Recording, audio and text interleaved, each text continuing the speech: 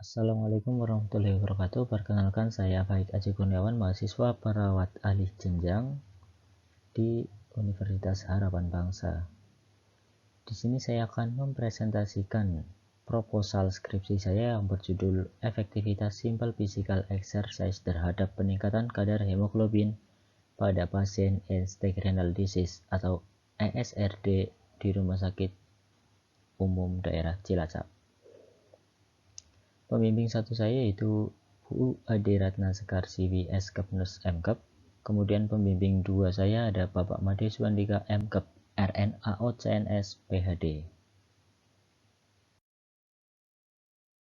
Oke, kita masuk ke latar belakang masalah. Angka kematian pasien ESRD di dunia adalah sekitar 14,9% setiap 100.000 penduduk dan menempati posisi 9 penyebab kematian. Mayoritas pasien ESRD memiliki kadar HB yang rendah. Dalam hal ini disebabkan karena berkurangnya pembentukan sel-sel darah merah yang disebabkan oleh defisiensi pembentukan eritropoietin oleh ginjal.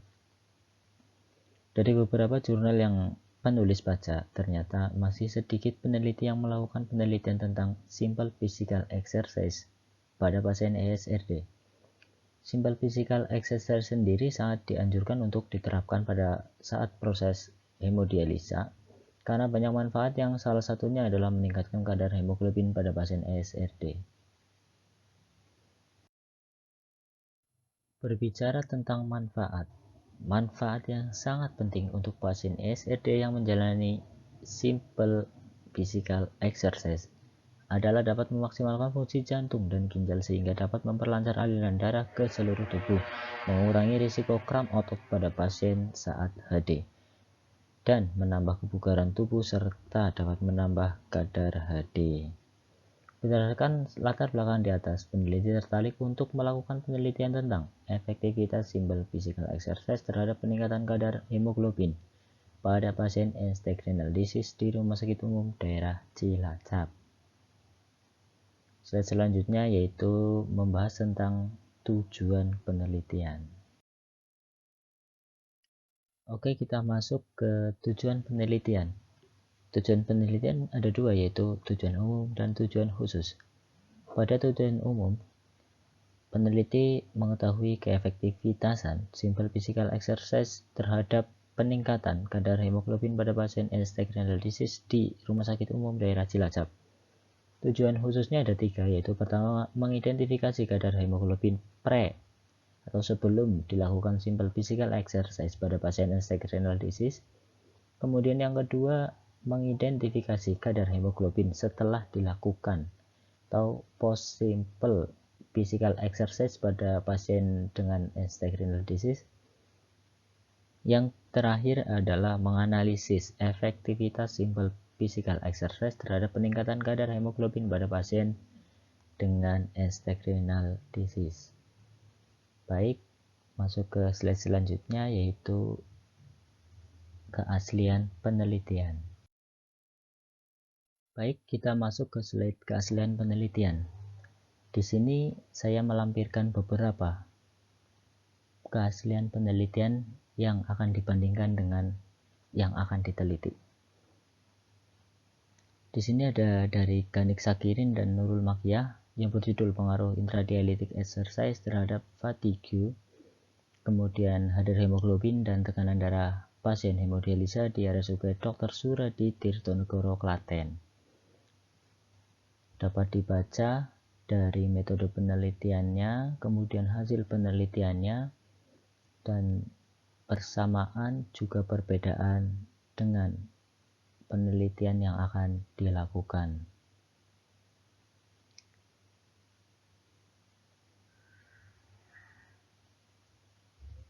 Kemudian kita akan masuk ke slide selanjutnya yaitu tinjauan teori. Ini adalah tinjauan teori. Yang pertama ada physical simple exercise atau simple physical exercise merupakan latihan fisik sederhana yang dilakukan pada saat menjalani terapi HD pada jam pertama menurut Sakitri et al. 2017. Kemudian ada juga menurut Painter yaitu latihan fisik sederhana tersebut berupa gerakan yang dimulai dari kepala, leher, bahu, lengan, peregangan dada, peregangan tubuh bagian samping, peregangan paha, dan tungkai. Kemudian yang kedua ada anemia. Anemia merupakan suatu kondisi di mana konsentrasi kadar Hb berada di bawah angka normal. Dan pada kasus end-stage renal disease, anemia dapat dijadikan prediktor resiko terjadinya gangguan kardiovaskuler. Faktor yang mempengaruhi yaitu jenis kelamin, nutrisi, dan penyakit. Baik, ini adalah kerangka teori. Dari pertama yaitu end-stage renal disease memiliki tanda gejala pada gangguan kardiovaskuler, gangguan sistem pencernaan dan reproduksi, kemudian gangguan paru-paru, gangguan neurologi dan muskuloskeletal, dan yang terakhir gangguan hematologi. Penata laksanaan pada end-stage renal disease ada dua, yaitu transplantasi ginjal dan HD. Yang akan dibahas oleh peneliti yaitu pada gangguan hematologi yaitu anemia. Penata laksanaannya ada farmakologi dan non-farmakologi. Pada farmakologi itu pemberian preparat Fe, pemberian vitamin, dan pemberian transfusi darah. Dan pada non-farmakologi yaitu ada nutrisi dan aktivitas fisik secara teratur. Nah, aktivitas fisik secara teratur ini yang akan dilakukan oleh peneliti untuk meneliti. Maksudnya akan diterapkan pada pasien untuk diteliti, yaitu simple physical exercise yang dapat bermanfaat untuk memaksimalkan kerja jantung dan ginjal sehingga dapat meningkatkan kadar hemoglobin.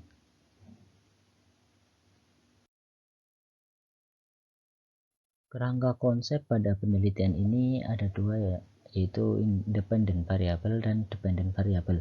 Independent variable atau variabel bebasnya yaitu simple physical exercise. Kemudian variabel terikatnya ada peningkatan kadar hemoglobin. Kemudian faktor yang mempengaruhi yang tidak diteliti, yaitu ada jenis kelamin, penyakit, dan nutrisi. Selanjutnya kita masuk ke slide hipotesis. Baik, kita masuk ke hipotesis. Hipotesis dalam penelitian ini ada dua, yaitu hipotesis nol. Hipotesis nol yang berarti tidak ada pengaruh simple physical exercise terhadap peningkatan kadar hemoglobin pada pasien end-stage renal disease di Rumah Sakit Umum Daerah Cilacap tahun 2021.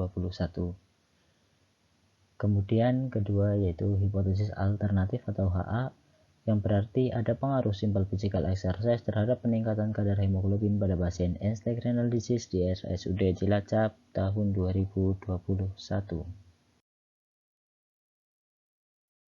Nah, kita sampai di desain penelitian. Ini masuk bab 3 ya. Desain penelitian. Jenis penelitian ini adalah penelitian kuantitatif dan metode yang digunakan dalam penelitian ini adalah metode kuasi eksperimen dengan pendekatan non-kuivalen control group design dan dengan jenis studi t-test independen. Kenapa menggunakan t-test? Karena skalanya numerik.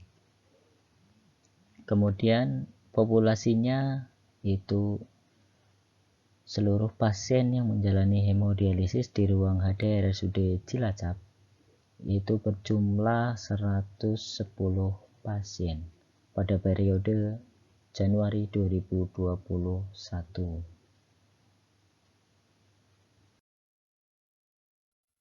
Oke, kita masuk ke teknik pengambilan sampel. Pengambilan sampel dilakukan menggunakan rumus G-Power software sebagai berikut. Nah, di samping itu ada gambar, kemudian penjelasannya adalah peneliti menggunakan effect size itu 0,80 dengan tingkat kesalahan atau alpha probability yaitu 0,05 dengan kekuatan 0,90 dan rasio 1 sehingga didapatkan jumlah total minimum 68 responden.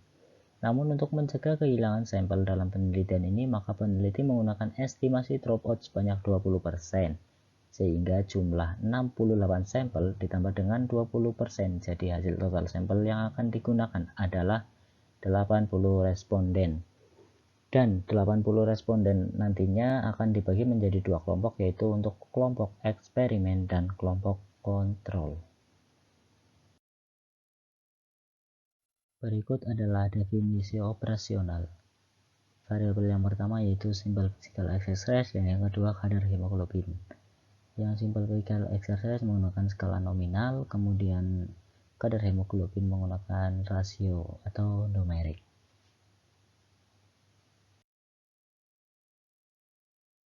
Baik, kita masuk ke pengumpulan data. Jenis data ada dua, yaitu primer dan sekunder. Data primer pada penelitian ini yaitu lembar observasi dan data rekam medis pasien. Kemudian data sekunder pada penelitian ini yaitu jumlah responden atau jumlah sampel. Yang selanjutnya ada teknik pengumpulan data. Teknik pengumpulan data melalui tahap administrasi dan pelaksanaan. Tahap administrasinya yaitu tentang perizinan atau surat menyurat. Kemudian tahap pelaksanaannya, penelitian ini akan dimulai dengan menentukan responden yang akan dijadikan sampel. Setelah mendapatkan responden yang akan dijadikan sampel, peneliti menjelaskan tujuan dan maksud penelitian kepada responden.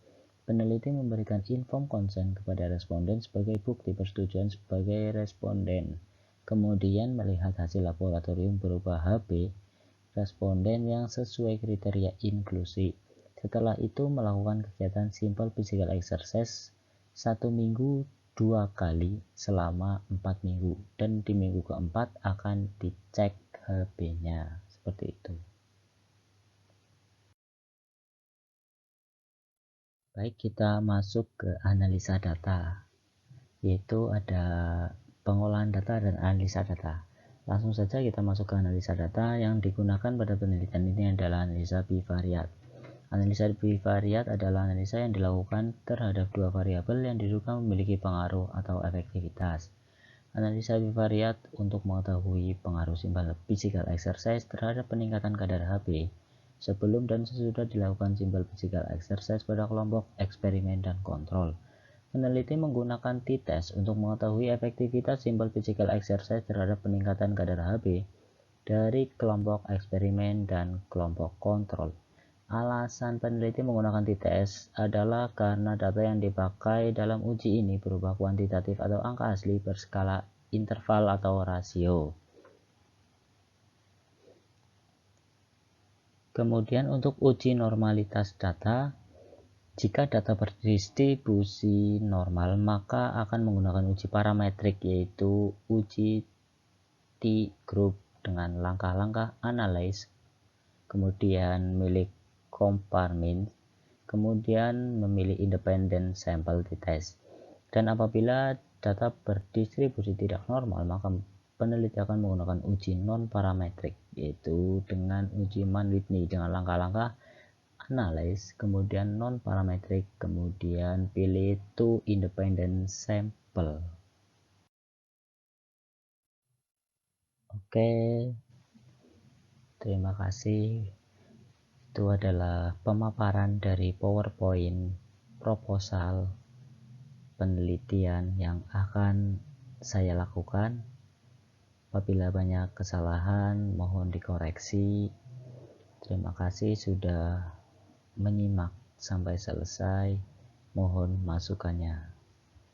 Sekian dari saya. Wassalamualaikum warahmatullahi wabarakatuh.